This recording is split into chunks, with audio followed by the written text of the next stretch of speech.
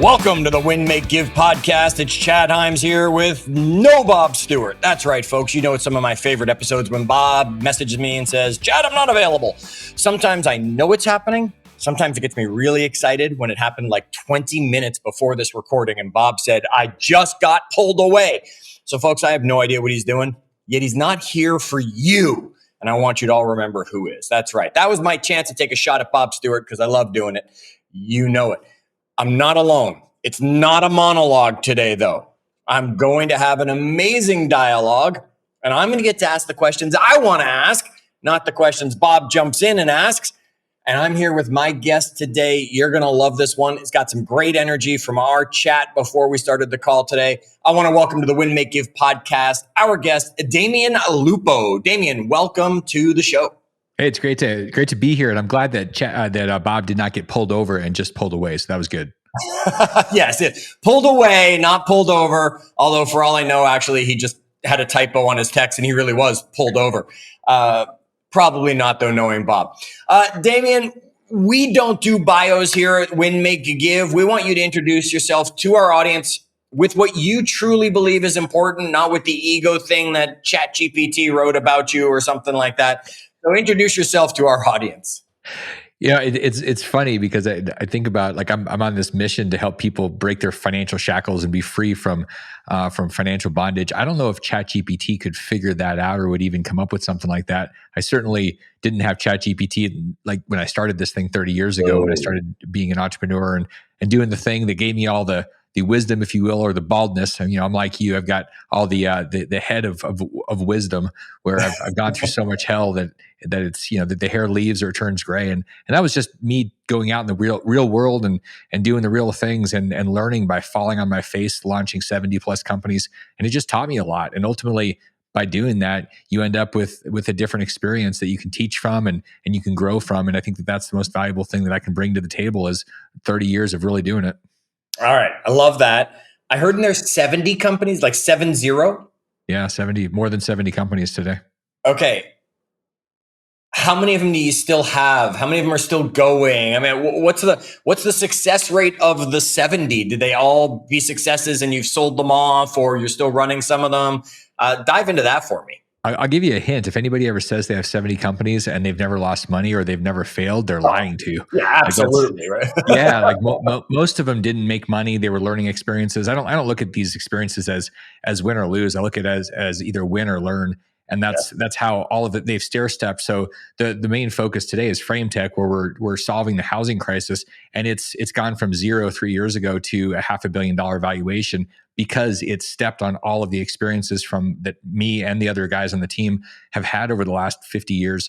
And so most of those were more PhDs in the real world than they were monetary wins. Some of them made money. Some of them made, $1 million or 2 or 3, but nothing comes close to the Frame Tech unicorn. That'll be, be $1 billion company next year. And that's just because all the other stuff had to come first. And we had to get through that, learn those things.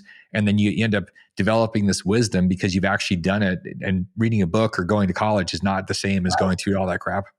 No, that's for sure. From reading some stuff on you, was the first company this one when you were 11 years old? Are you counting that in the 70 plus companies?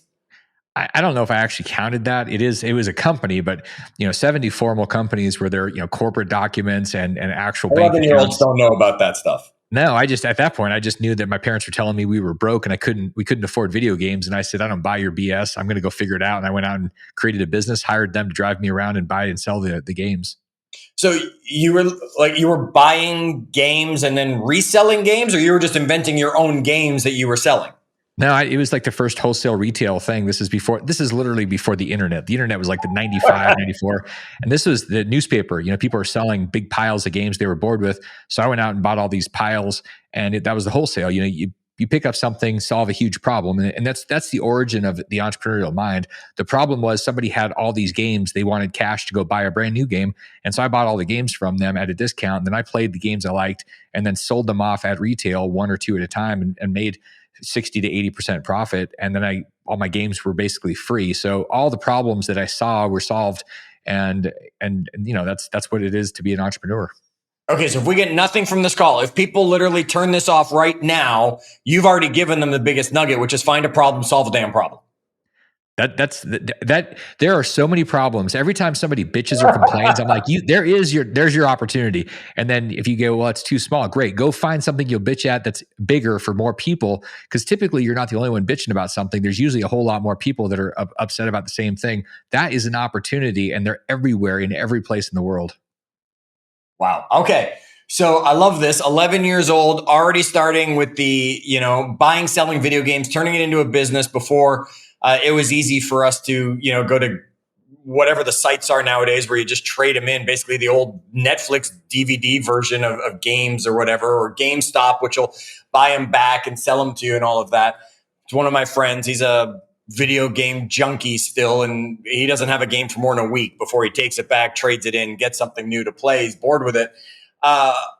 You had one in college, and this might be my favorite story that I read about you. You see, I left college because a professor told me to leave, not because I was doing poorly, because he said, if you actually want life and you want to learn, you don't need the piece of paper they're going to give you after 4 years. Get out of here. You actually, it sounds like, pissed off your college enough to get thrown out of your college because you built a business.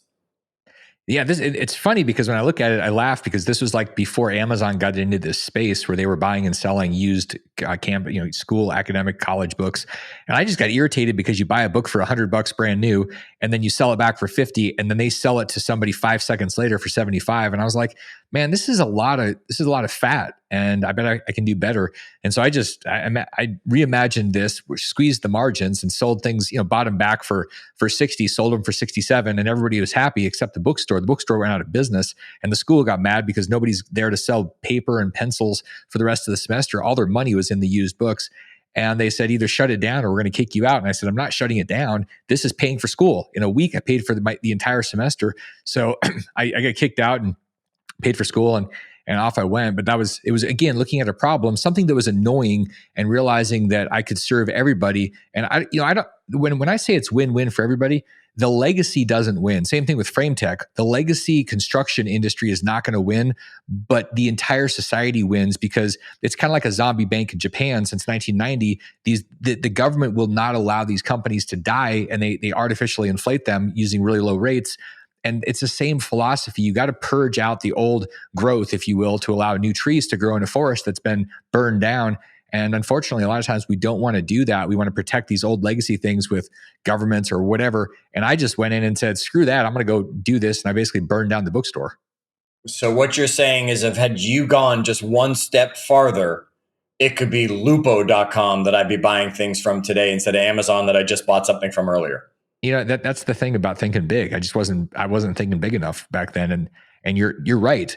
How many times have you heard somebody say, man, I had that idea 10 years ago and I didn't do anything. And then it's like, we hear that and we say that.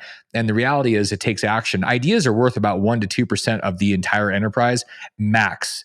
All the execution is where all the value is. A lot of people thought about selling books on the internet. Guaranteed. There's thousands or millions of people. Jeff Bezos went and launched it. And then he had the big enough vision to say, I'm going to expand this into all the things to make life easier for humans on planet Earth. That was the difference.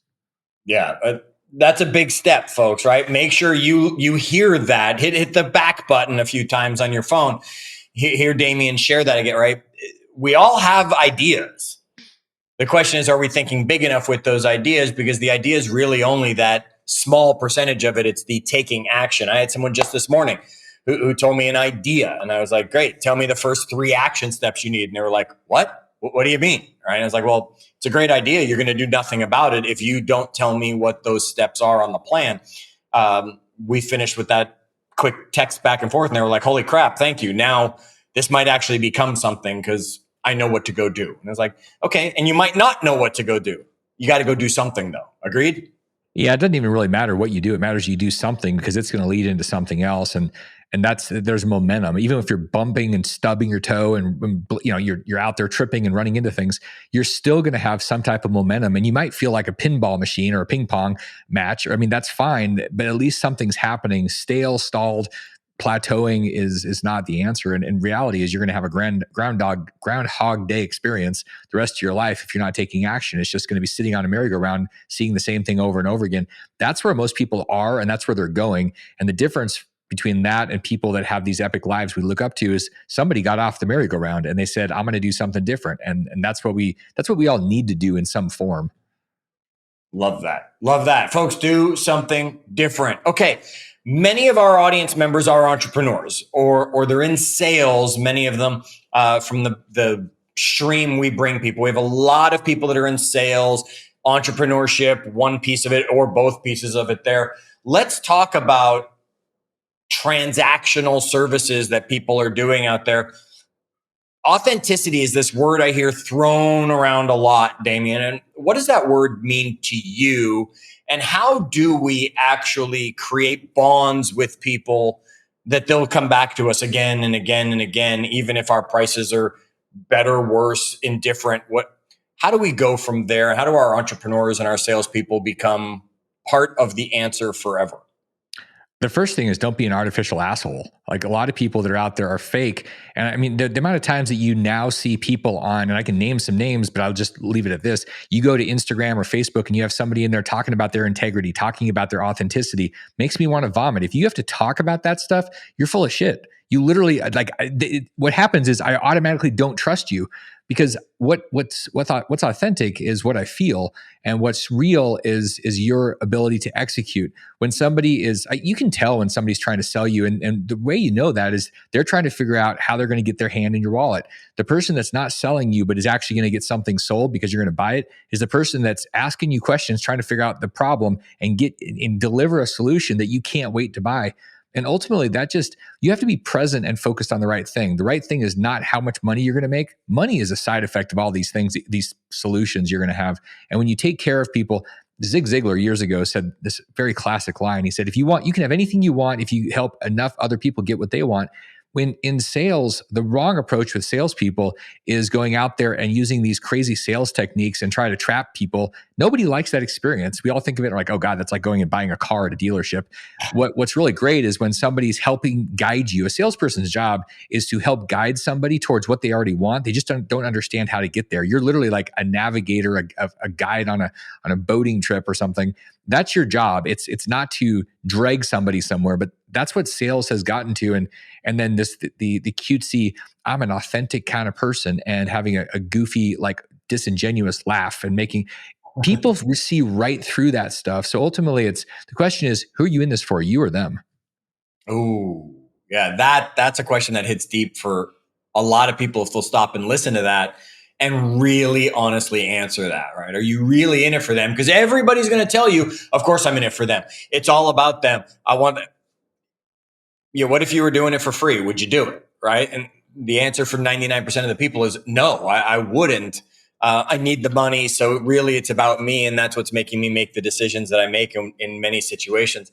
I love that. And nothing was worse, I thought, than the growth of the influencer in social media. And I'm very excited to watch the complete collapse of the influencer on social media. I'm so authentic, you want to be like me, and they get paid from all these companies that are doing it. Folks, they're all full of shit, right? Authentic is going to be unique for everybody. You said it really well there, Damian. You said, right? Authentic is what I feel. It's not what you're telling me to feel or putting on as the act to make me feel a certain way. It's going to be however I take that feeling. Yeah. And ultimately the truth for me, the proof is how somebody shows up, not just a day or a week. It's really easy to have a pitch and a smile and have your A game for a minute or an hour or a day or a week. You close a sale. And how many times have we had an experience where once somebody gets the money, they're like vapor or somebody makes a promise or a commitment, or somebody apologizes and then for something they did, and then they do the same thing again the week later. Like the reality is how you show up. And this is why relationships take time. People ask me, like, I've raised hundreds of millions of dollars from individuals, 10 or 50 or 100,000 at a time. People say, how do you do that? And I say, you invest in people and in relationships for years. And people say, how do you do it in an hour or a day? And I'm like, you don't. There is no way to do that without trapping people and tricking them. And that's just true, because people buy things and they do things, especially with investments. They do that based on trust. They're investing in humans, they're investing in ideas, but ideas have to be activated and executed by humans. So it's all about relationships. Relationships take time. You don't marry somebody after you say hi to them, like, unless you're psycho. And I probably would have done that 20 years ago. Thank God something in me stopped me from doing that, because I'm a very quick start. But that's the thing. Relationships, it takes intelligence. Like, if you're selling something or you're building something or whatever, it takes time to learn that thing. If you go try to sell something and you say, I'm not going to be an apprentice, I'm not going to go learn, I'm not going to become a bit of a master about this, you're just going to go sell, you're going to be let down, because you're going to be forcing things when you actually know what you're talking about, and then you're thinking about serving and not trying to rip people's cash out of their wallets. It's really interesting how people can't wait to not only buy your stuff, but to tell all their friends. Your marketing becomes the raving fans. And like, you cracked me up with the influencer thing. I was thinking about that girl that's got this my OnlyFans or something. She made like $43 million this last year, basically twerking her butt or showing her butt or whatever. And I laughed and I was like, well, she's just opportunistic. But what does that say about society? Like, we're literally feeding that. But the influencer space is all about people figuring out what people are desperately craving and then giving people things without much work. So influencers deliver whether it's sex or great ideas for money, to make money. They do that, and then people say, great, a hack. All they're doing is like, you literally have an influencer showing you her butt, and what is she doing? It's a hack towards you having a sexual fulfillment without having to go date and all the drama of that. Same thing with somebody that says, here's how you make $1 million, buy my thing, and then you'll make it. It's only $99. You don't have to do any work. It's all about hacks, because people don't want to do the other 4-letter word, which is called work. There you go. Interesting. They're both 4-letter words. And I know another 4-letter word that a lot of people use often. You just made me think way back when, and I'm old enough, I'm old enough to remember that the way there used to be an ad that regularly ran in like the classifieds that said, make $100,000 in a year, right? Send me $10 to this address. And you got back and the piece of paper said, post an ad in the newspaper and get, 1,000 people to send you the money, and or whatever the math. It was like, basically that's just the internet version of it now, right? We're doing the same thing. Send me $99. You can have my program on how to make, $99. And there you go. Okay. Nothing changes, Chad. This is the nature of humans. Like, we have this very short-term perspective. We're like a bunch of guppies. Every time there's a market collapse, in 2008, I was in the middle of real estate, had millions and millions of dollars of real estate, went from 20 million to -5 in 12 months, lost 25 million. What happened? 15 years later, people are playing in the same space, doing the same thing, but nobody has the memory. And I'm sitting there going, wow, this is just like last time. It's the same version. Mark Twain said it. History doesn't repeat, but it rhymes. I mean, that is where we are. And the more you study history, the more you understand psychology drives everything. And then you can start predicting things. That's why marketing is so powerful, and being real is so powerful, because people are predictable, and what they want is real. Okay. So there's no way to be real other than just be real, right? I mean, there's no trick, there's no hack, folks. We're making that very clear here in this conversation with being real. Yet you talked about relationship developing, and I'm not looking for the quick fix. I know it doesn't take an hour to develop a relationship.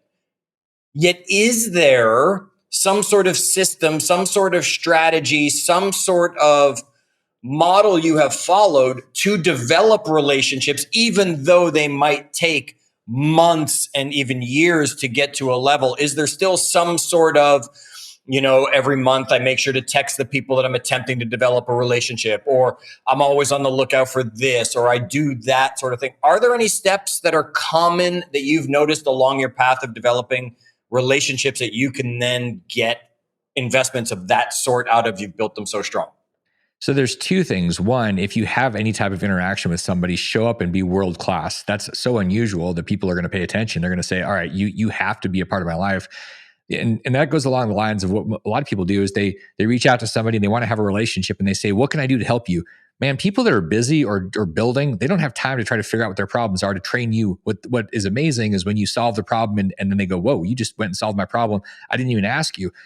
So when people say, well, what can I do for you? And I'm like, I appreciate the question, but right now I'm in the middle of doing it. You could probably figure it out pretty fast. So those are a couple of things. And then the last one is do something that's hard, that takes time. And that could be as simple as writing somebody an actual card or a letter or something. Texting is great, but it's not, I mean, it's easy. Anybody can do it. The things, you create a moat around your life in terms of your relationships and how people will perceive you if you do the things that take time and energy that nobody else does.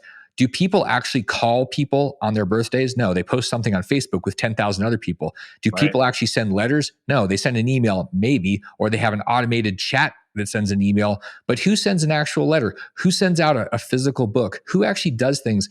One of my friends who passed away not too long ago is a guy named John Ruhlin, who wrote a book called Giftology.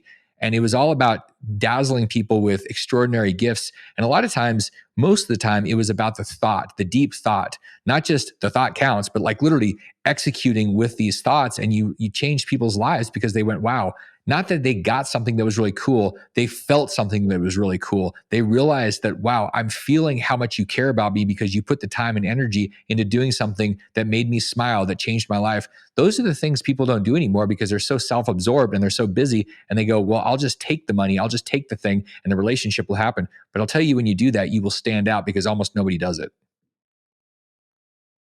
Folks, there's nothing wrong with your download.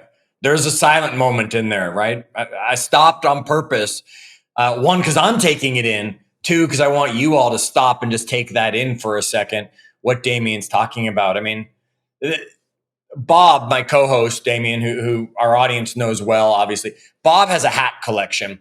And Bob, he'll go place and people will give him a hat, right? And it really means something to Bob. And he can tell you who gave him every hat because it reminds him, oh, I was in this town and they gave me the hat of their home team, or someone sent me this hat from their team, or whatever it is. It really means something to him. It's not even, you had to think long and hard about it.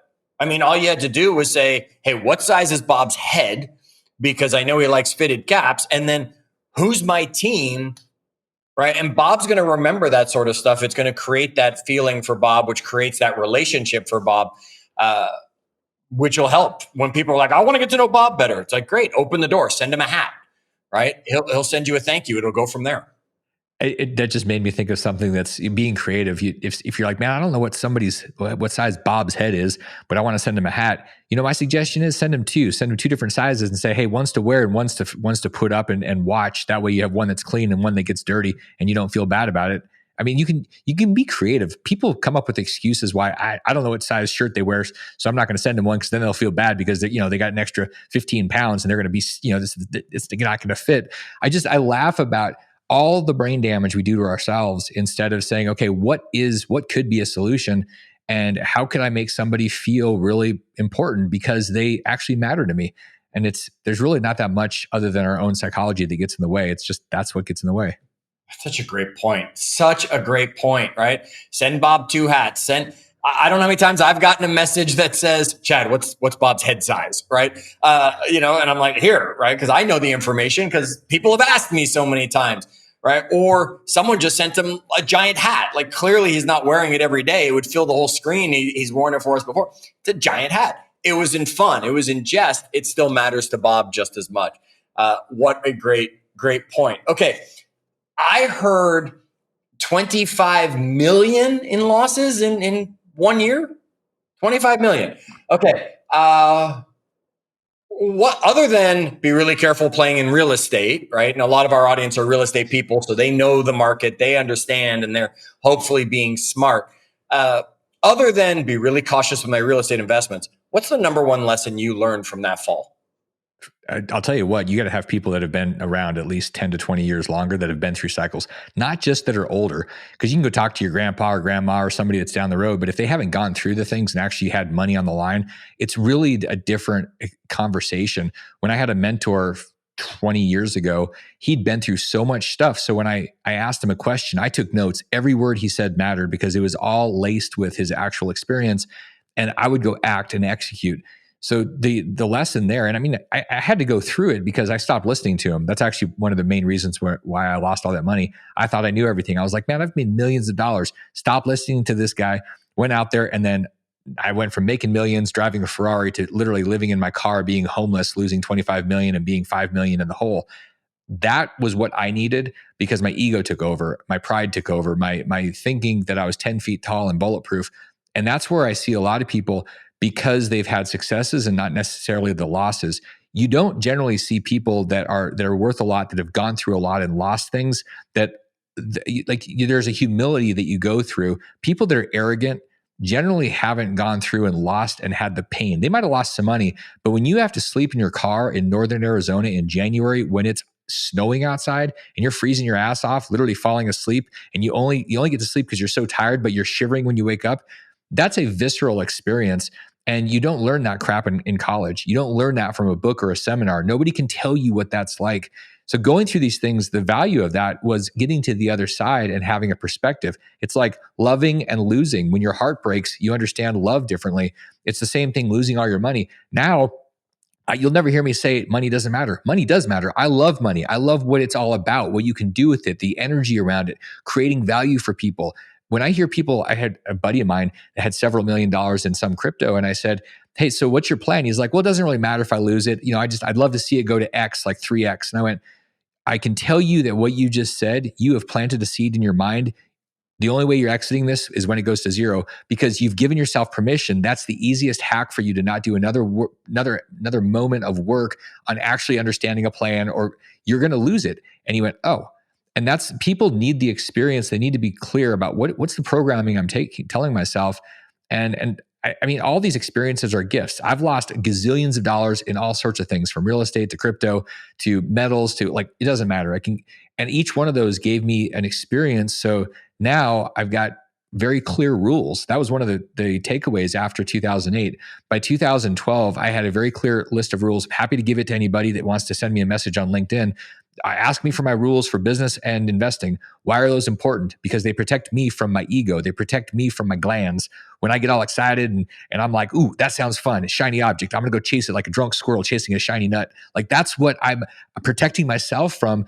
And everybody needs rules. It's to protect you from you, so you can say no to almost everything. I've never heard that the squirrel was drunk. I've heard the squirrel running all over the place and chasing things. I've never heard him be drunk. So I'd like to see that. I see squirrels running across our backyard all the time. I'd love to see one of them, needing to be drug tested breathalyzer as he runs drunk across my backyard. It's a new visual for me. Damian, thanks for bringing that. Okay. Mindset is what matters more than money. I mean, money is important for the good money can do. We've all heard that before, right? If you have millions, you can help millions, right? If you don't have money, okay, you're sleeping in your car. And I really hope it wasn't a Ferrari. I hope it was a different car at that time, because there was not a lot of room to sleep in that Ferrari. Yet mindset's the thing that matters most. Yes? The mindset's the thing that leads everything. To your point about you can serve millions. You're not going to serve millions with millions. You're going to serve millions, and the millions shows up as a side effect. People get that wrong all the time. The same way they say, once I make the money, I'll give it away. Wrong. Every moment you should be giving away something, because it creates an actual spirit of abundance in you because of the practice of giving it. It's the same thing with serving people. This idea that you can literally get fire from a wood stove or a fireplace before you put the wood in there. And that's what people are saying. I want the heat and then I'll go get the wood. That's not how it works. Just imagine that. Like, the fireplace is going to laugh at you. If it had a personality, it would be laughing, going, you idiot, you have to go put wood in me. I'm not going to give you heat. And that's how people operate with business. They operate it with charity, and they keep themselves stuck and contained in whatever box, financial box, if we're talking about money, that they're in today. When you start saying, okay, I'm going to take the action of giving, I'm going to take the action of serving, those things create a natural expansion of your spirit and your ability to create more, which all of a sudden you're going to go, wow, there's so much money in my life. I have all these options. That's because your focus was on the right place.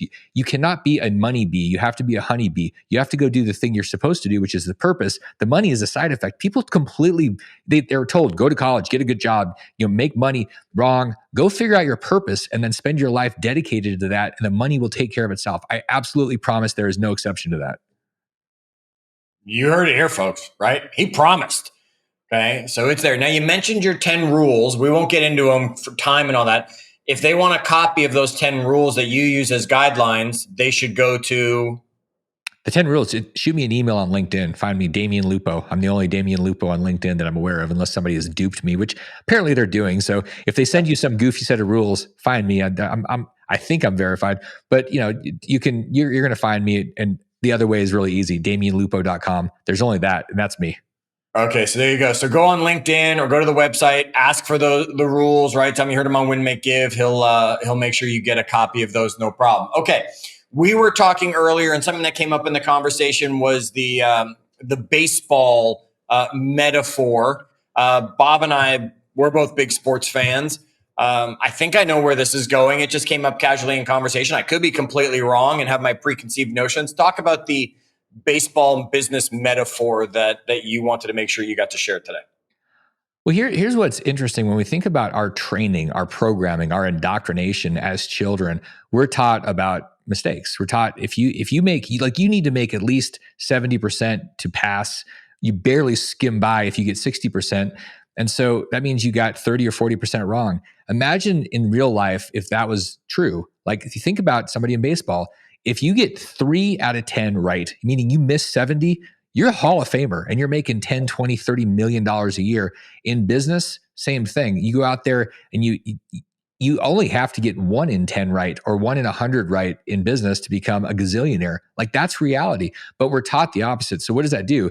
It prevents us and keeps us scared of making mistakes. And ultimately the mistakes are where all the juice is. That's where we grow. People are taught to stay into, in a seat. So we're trained as kids. And then we go into the industrial age or, in the world, and we're basically taught to do the same thing and be a part of somebody else's system. So I look at sports people and I laugh. I'm like, we all look up to them, but we don't want to be them. We do, but we don't want to realize we have to change our programming. You said it best. Mindset matters over other things. And the mindset is mistakes are great. You don't see somebody going up there saying, I'm only going to swing if I have certainty that I'm going to hit it. They keep swinging. Like everybody there is missing 60 or 70 or 80% of those shots. And they keep going back. And they keep making their millions as a side effect of all the misses. Same with like a sales call. I get excited when I'm calling people and I'm having conversations and they say no. In fact, I'm begging people. This is crazy, but actually real. I'm asking people, please tell me that you don't want to do this so I can stop calling you. It would make my day. When I have people say no, I'm like, thank God. And it allows me to keep focusing on talking to people because I know that there's a certain number of people in the world that want what I have. And if you get clear on that and you don't go, oh man, they rejected me, like my feelings are hurt. If you can actually say, this is part of my success and my purpose and my service, then all of a sudden those no's are like a damn celebration. Yeah, folks, it's not rejection. You don't even know who these people are half the time, right? And if they are somebody you're close with and they're saying no, maybe they're just saying no, not today. Maybe they're saying no, not now. It's not a rejection. It's only you who puts that on yourself. That makes you now say, oh, they've turned me down and rejected me. I suck in life. Stop it, right? It's just one less person you have to keep calling. I remember when I was calling people all the time, the statistic at that time was, you had to get 9 no's to get the yes, whether it was true or not, but that's what they always taught us. 9 no's got you a yes. I would call people and I would ask them for a no. And I would say, can I call you next week so you can be another no for me? Because 9 no's is going to get me 1 yes. And you could be one of those 9 no's. Now, on week 8 or 9, when I had them on the phone, folks, I would say, I want you to know, you've now said no 9 times, which means the next time I call, statistically, that means you're the yes, right? Folks, go look for those no's. That is a great, great tip from you. All right, let's bring this to a close. They can find you on LinkedIn. That's the best place to find you. It's Damian Lupo. It's just like it sounds, right? It'll be in the show title and all that stuff as well. And then go to DamianLupo.com to be able to find you, connect with you. If they have any questions, follow up, anything they want. Damian, if I gave you one last chance to share something, it might be a repeat of something you've said that you're like, Chad, I want to make this so clear to your audience. Or it might be, we didn't get to talk about this. Let's bring it up. What's that one last thing you want to give us? I've been thinking about this a lot in terms of what's going to actually create financial freedom. And that's what I'm going to leave people with. Over the years, I've gone through making it, losing it, making millions, losing millions. But until recently, I hadn't gone to a place where I'd actually passed the $10 million mark, where it was actually, that's, the net. And I'm talking net worth. I'm talking real. I'm not talking bullshit, but like real stuff.